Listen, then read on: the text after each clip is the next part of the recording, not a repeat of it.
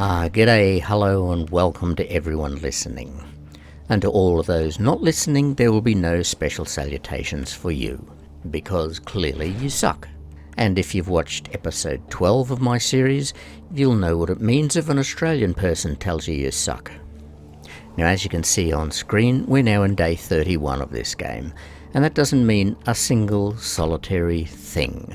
So, here is a prologuette. It is important to watch all of my videos in sequential order because each subsequent video builds on information covered in all earlier videos. And if you haven't watched those earlier videos, then the current video that you're watching now won't make a lick of sense to you. So if you haven't watched them, then get your ass back there and watch them. There's 13 of them now because this is episode 14. So if you haven't seen them, then you're going to be a bit behind. Right now, though, this infernal sucksour's back making a rampaging cunt-ache of herself. And she's likely brought multitudes of her friends as usual. Dealing with them is going to be the usual splurry bucket of sun-ripened camel cum. Or to say it another way, this is going to be buckets of fun. I should probably get indoors. Okay, now that I'm safe inside, I'll continue. It's been a little longer than usual since my last video. I do apologise for that. I hope you didn't think I'd lost interest. I simply had other stuff on my plate that I had to take care of first. But now that I'm back, I want to pick up where I left off from the last video, episode 13. So I'll keep the game volume low and I'll just shout over the top of all the commotion. That'll be entertaining enough for you, I think. Hopefully it won't be too distracting though. She down, but she not dead. Oh yeah, that's good. You guys kick the fuck out of her while I shoot the bitch. Oh hey, look, it's Mortimer. You haven't met Mortimer yet. And thump, right in the face. And here comes another one. Thump, right in the face. Now, if I can get a bit of spare time during this video, I'll try to continue with my introduction of all the Skarken delegates.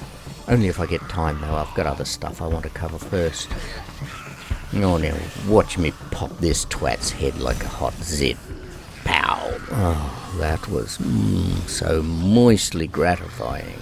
Have I ever told you guys how cocksucking good I am at this game? I mean, I've probably played 100 or so hours by now, so I'm pretty much about the best I've ever been, I reckon. And yes, I know you worship me, but you can't help yourself. I am worthy of your worship. Oh, and now here comes one of those putrid, globulous, chunder-chucking, guzzle-gutted cops who isn't really a cop. I told you a bit about those guys in the last episode too. Don't like these guys. They can be fun though if you know how to deal with them. The trick is to get them to discharge all over their brethren. It's a bit of a mess to clean up afterwards though, but it is good fun to watch. Not that I'm into that sort of voyeurism though. I'm just your normal average everyday dirty old geezer. However, prodding these colossal snot sacks is one of my more favoured recreational and fulfilling indulgences. I do love my work. And just a couple more well-placed penetrating thrusts. And this guy is gonna spray all over the place. I'm so good at what I do. Just you watch this. Oh my, what a climax. Oh, that's going to make it hard. Hard to get back into what I was talking about, that is. I don't know what you were thinking. Stop being so dirty-minded. Now, if you can remember what I was talking about in episode 13, then by all means do so. Otherwise, go watch the video again. That's what I had to do because I couldn't remember squat. So just to refresh your memory, in episode 13 I was talking about the shit with Halley's Comet and the Moon and the raining of unmitigated devastation down on the planet. That is Earth. Something I didn't get round to talking about was the fact that the Moon at the time was on a collision course with the Earth. Now I'll back up a little bit here because this is going to need a little bit extra explanation. In episode 13, I went through a list of 10 major events that went into the formation of the game world as we see it here. I said that event 8 was when a small rogue black hole passed between the Earth and the Moon. and the speed of this black hole was astronomical. I might talk about the nitty-gritty details of the speed and trajectory another time. The main point I want to make here is something that I mentioned earlier in episode 6, and that is the fact that the black hole passed close enough to the moon to have dislodged it from its orbit, putting it on a direct collision course with Earth. Oh, well, will you look at that? Some snot-sucking skark has destroyed my inside-outside box and all the good shit that was in it. Well, that's just an abundant scum dump.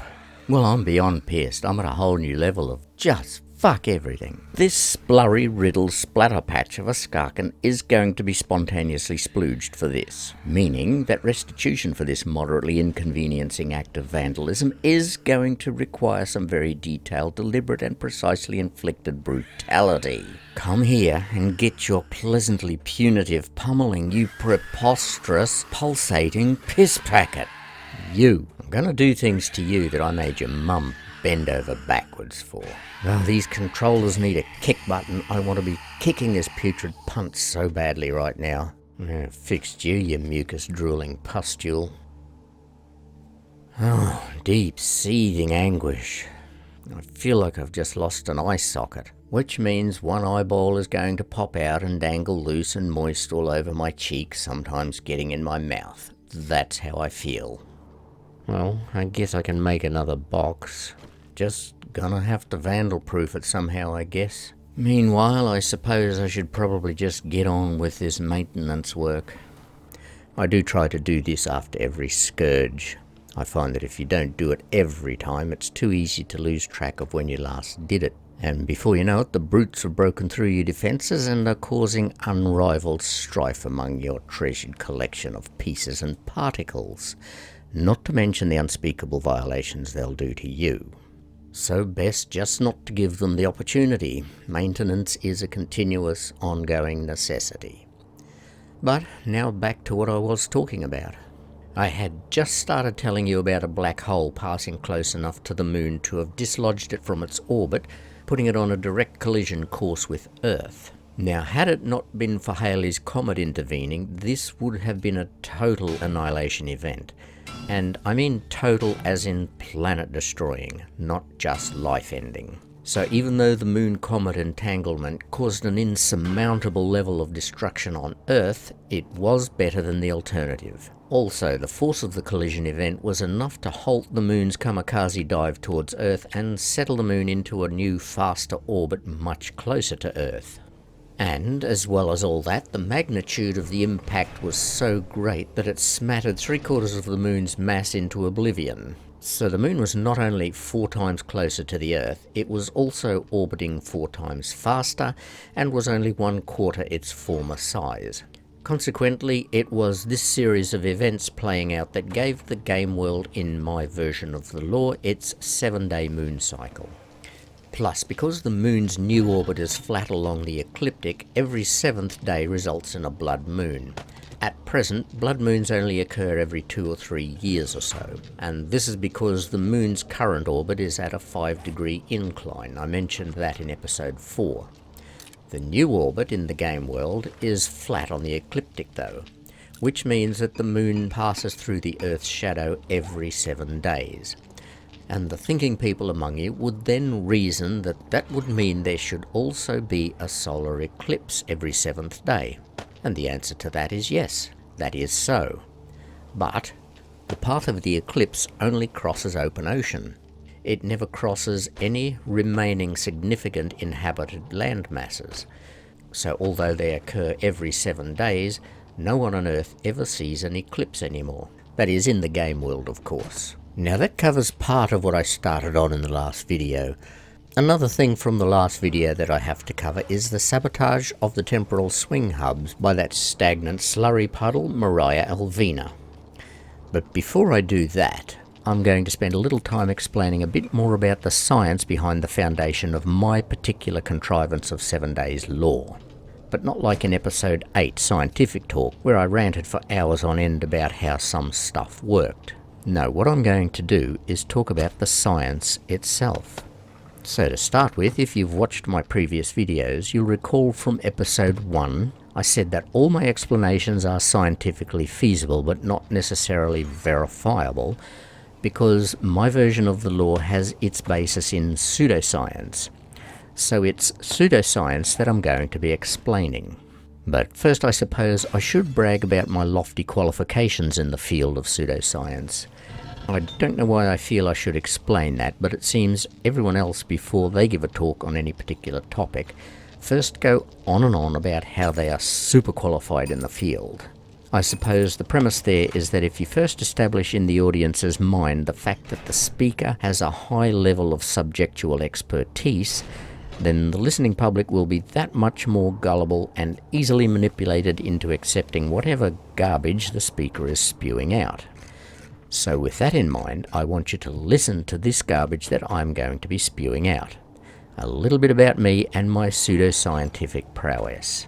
But before I start, here's a friendly warning. What I'm about to tell you has an inductive spew factor of about 7, meaning it has a 70% chance of making you spew. And you won't hear that spew factor terminology in normal scientific circles. That is specifically pseudoscientific terminology. Okay, let's get started. I am a highly decorated and completely self-qualified pseudoscientist, so I pseudo know what I'm talking about. And sometimes it's a bit of a curse having such a scientifically logical and analytical mind, because I'll always see both sides of any argument. But as a highly self-acclaimed pseudoscientist, my speciality is being right when everyone else is wrong. So, because I'm so specialized in being right, if you don't agree with me on something, then that means whatever you think is clearly wrong. So you really need to be listening to what I pseudo say. So to sum up, these are my self-proclaimed and equally surreptitious pseudoscientific qualifications. So I actually have several very impressive qualifications, including a PhD in pseudoscientific egocentricities, which I studied with a magnifying glass in a dusty old library while nobody was looking. Other qualifications include a master's in diligent vociferous rhetoric, which I typed and printed myself. And I know lots of pseudoscientific stuff that modern science has no idea about, purely because I made all of this up myself. And one of my more prestigious qualifications is that I'm really well hung. So, suck on that, figuratively, of course. Suffice to say that I am a very renowned pseudoscientist. And here again, I am using the pseudoscientific definition of the word renowned, as well as the pseudoscientific definition of the term pseudoscience. Now you have to remember that I'm using pseudoscience to explain all this, which means I'm using pseudoscience to explain pseudoscience. But that's okay, because that's how pseudoscience works, as you will find out as I get deeper into the topic. Now get a load of this, will you? Hickory is approaching the kill cage.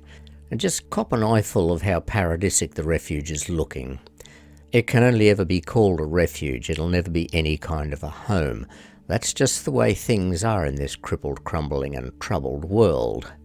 If something doesn't function as an effective survival tool, then it's completely worthless. Now, back on track. I was talking about the field of science known as pseudoscience, and my illustrious stature as a leader in the field. And now, a little bit more about my greatness and outstanding qualifications. Ta-da! You see, even the game thinks I'm amazing.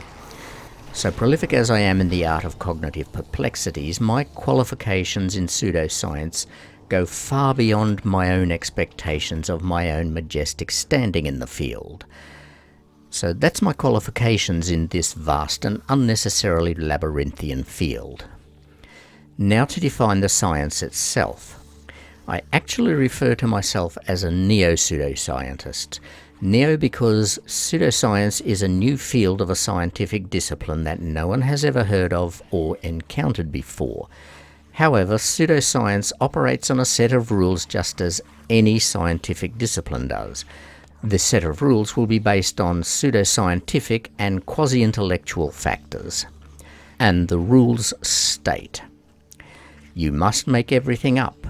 Everything that you make up has to be based on a set of scientific rules that you made up as well. everything has to be true, accurate, and correct according to you based on that set of rules that you made up.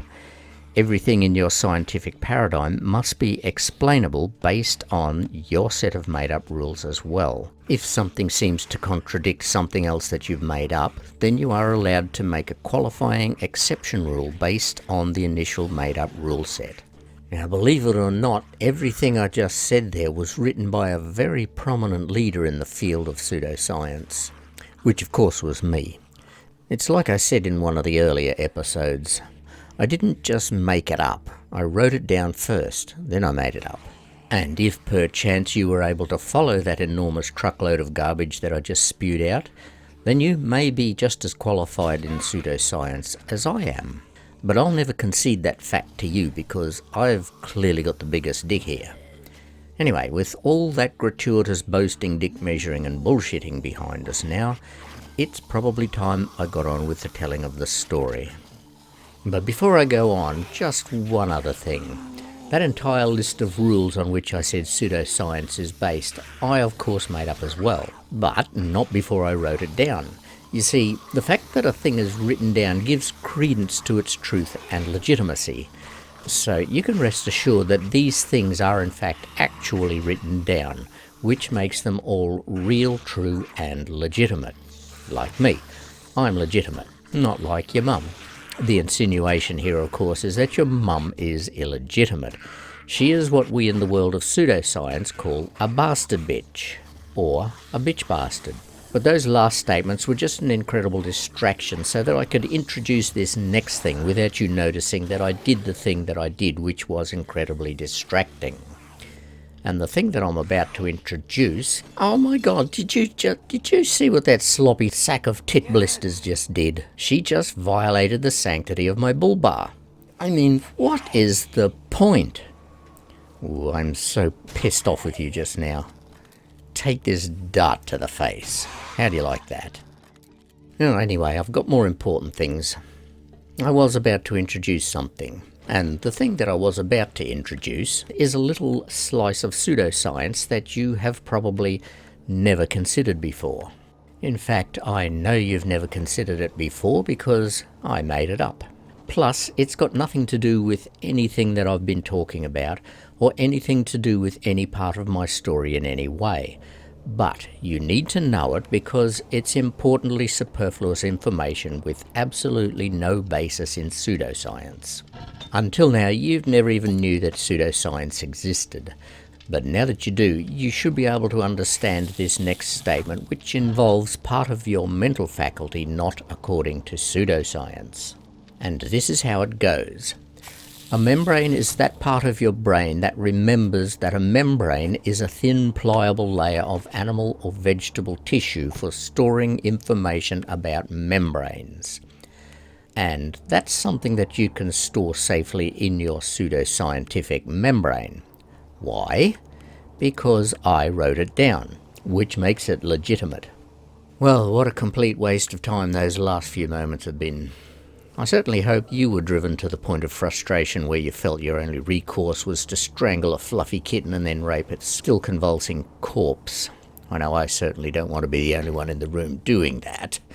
That would be very awkward. Now let's talk about that bitch bastard Mariah Elvina. Apart from the fact that she is a colossal infestation of decompositional sludge, she is the one whore that is singularly responsible for putting Hickory, and every other gamer according to my version of this lore, in this cataclysmic world of skark-and-riddled pestilent putrefaction. And now I suppose I'm going to have to explain how she did that. Well, it all has to do with the temporal field and what Mariah did at the time of the sabotage of the temporal hubs. But before I can tell you that, I have to explain something else. And that is states of existence, or states of being, however you prefer it. I'll start by posing a question. How do you think the temporal exists? I'll give you a little bit of thinking time, and then I'll explain it. And I'd like to make note here that I didn't say I was going to go ahead and explain it. I just stated that I was going to explain it. That is what we in Australia call an Americanism. Well, that's something that Americans do. They go ahead and do things. It seems they need that preface of go ahead before what's happening in order to understand what's happening. Here in Australia, we don't need to make the distinction that we're going to go ahead when we do something. We just know that we're going to do it. I mean, it's not like we're going to go sideways or backwards to do something. That's just illogical. There is no need for that clarification of go ahead. We're a pretty down-to-earth race of people here.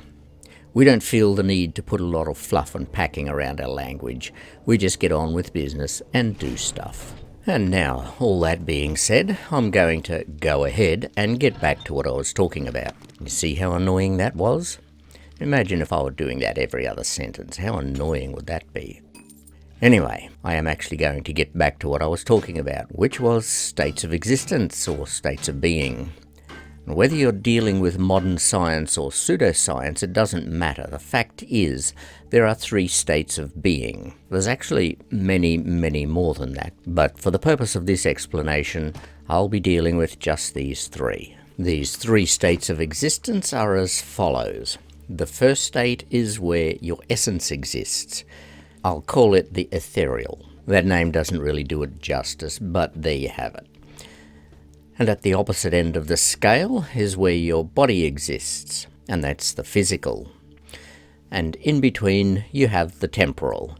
The temporal is kind of a way station. It's like an existence between existences, or more accurately, a non-existence existence between existences. And that is where Hickory and every other gamer, as well as the Skarkan, be they animal or human, are stuck.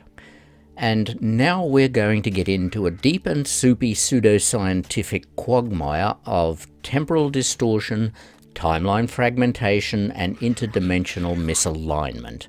All deliriously salubrious and gooey stuff. And yes, I did say quagmire, not quagmire.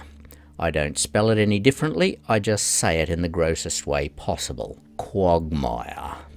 Sounds almost quantifiably profuse, doesn't it? Just in case you didn't see what I did there, I used the word profuse as an adjective. It's actually a noun, but I used it as an adjective in this instance because by the rules of pseudoscientific nomenclature, it is perfectly acceptable for me to do so.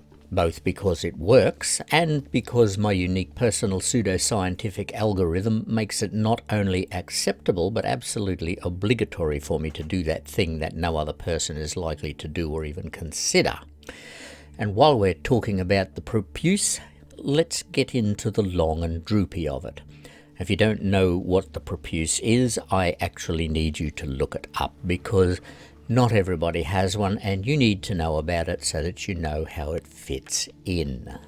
And speaking of filthy, let's talk about our physical state of existence. This physical existence actually has 3 states of existence of its own, and they are, of course, the future, the present, and the past.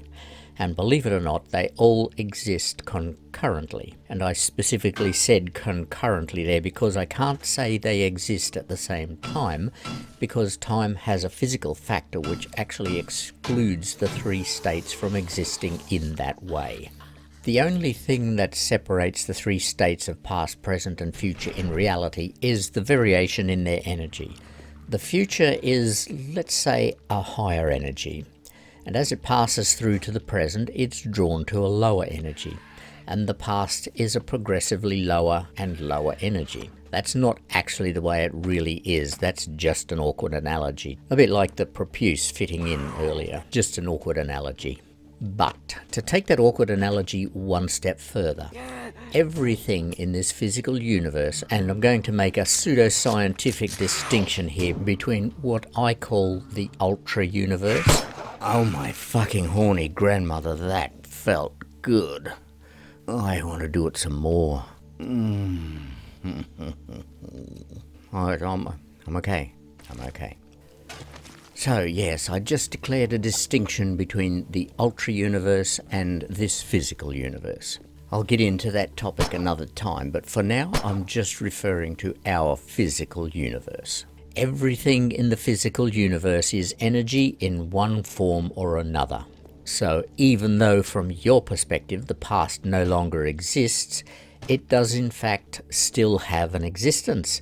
It exists as residual energy. And this is one commonality where my dissertation of pseudoscience actually agrees with modern science. Energy can neither be created nor destroyed. It only ever changes form. So all the energy that existed at the source of this physical universe is still in existence. It is just continually changing from one form to another. And you may have noticed that I said the source of this physical universe and not the creation of this physical universe. I did that for a very good pseudoscientific reason, which I will talk in depth about at another time. And yes, I am making note of all these things that I have to discuss at another time. They will come. You just need to be patient. And now I'm going to reiterate here because this is a very important factor of existence. Everything in this physical universe is energy in one form or another. The past, present, and future are all part of that universal energy, which is as perpetual and eternal as the universe itself. And that is a commonality where my pseudoscience and modern science don't agree.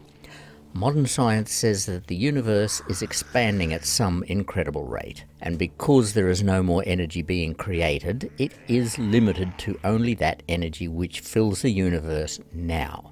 Their argument is that eventually, because the universe is continually expanding, that limited amount of energy will be dispersed so thinly throughout the ever-increasing void of nothingness that there will, for all intents and purposes, be comparatively no energy left. So according to them, our universe will eventually die out with a prolonged, pathetic whimper. But modern science is overlooking one very important thing, and that is the infinite stupidity of their profoundly limited conclusion. I know that sounds like an oxymoron, being that I use the words infinite and limited referring to the same thing, but that is exactly the way it is. Now at this moment, I feel like I've been doing a lot of talking about nothing. Well, that's pretty normal, so I'll probably just carry right on. Except here's a little bit of battle music for the battle going on in the background. Their conclusion is both infinite in its stupidity and limited in its reasoning because they are so profoundly limited in their respective perspectives. And that's because they are stuck on this erroneous and moronic idea that the physical universe sprung forth from one great stupid Big Bang. Now let me set you straight on how the physical universe actually exists. And yes, I am the knower of these things. Why? Because some great person somewhere that wasn't me, but which could quite easily have been me, was once said to have said, when you have eliminated all the impossible, whatever remains, however improbable, must be the truth. So, I know all these things because they are, however improbable, the clear pseudoscientific truth. Simply because I have single-handedly eliminated all the stuff that modern science is so desperately clinging to for the sake of recognition as complete and utter impossibilities, based on the pseudoscientific acclamation that they are profoundly and absurdly impossible, because they are wrong. My pseudoscientific expertise has proven it. Now let's see if science can argue with that. So, to continue, yes, all the stuff in the universe is moving. It can't help but move, it's energy. But it's not expanding as science says. It's more like flowing, or ebbing and flowing. It only appears to be expanding to the generic scientific doctrine because generic scientists have restricted themselves to viewing the physical universe from the perspective of the physical universe, which is their perspective, their limited, narrow perspective. They've all studied the scholars before them, who studied the scholars before them, who studied the scholars before them. So everyone is learning the same stuff over and over. Too bad if it's wrong, hey?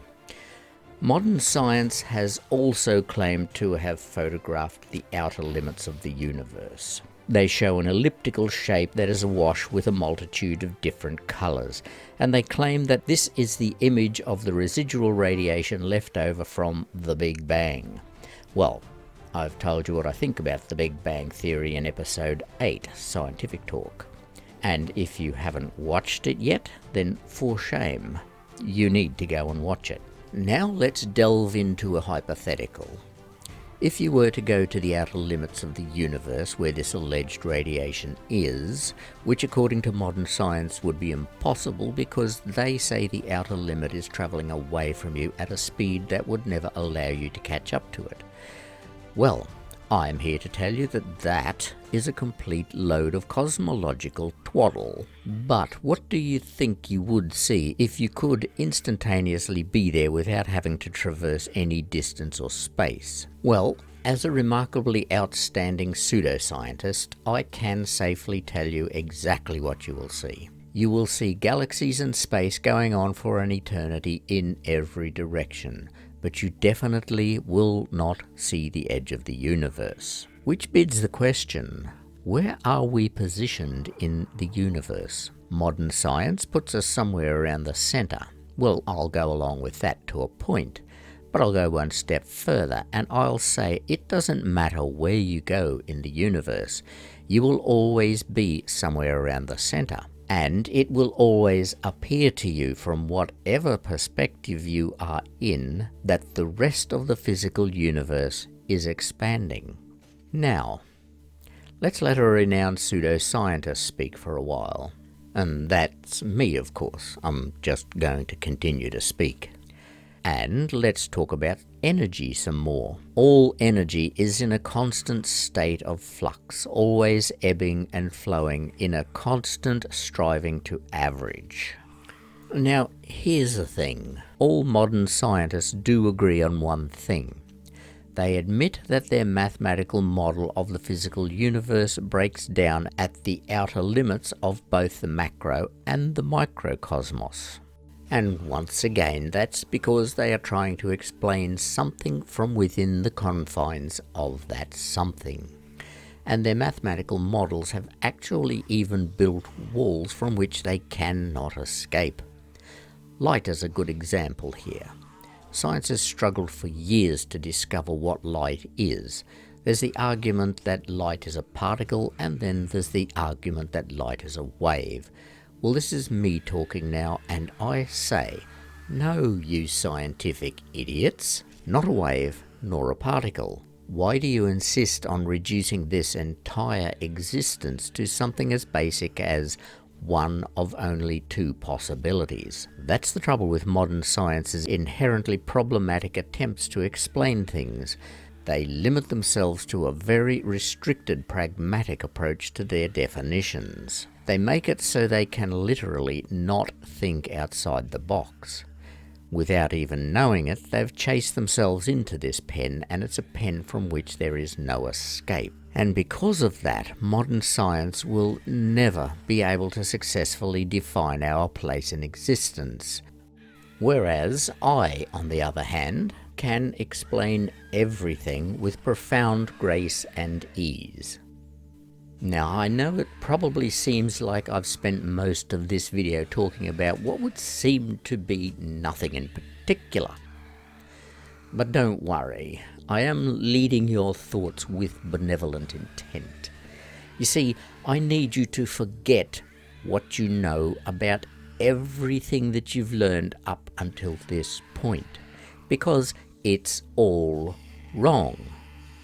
Now, I probably don't need to go this far into an explanation just for the genesis of the 7 Days to Die game world, but you're forgetting I'm fucking psychotic. I'll see you in the next video.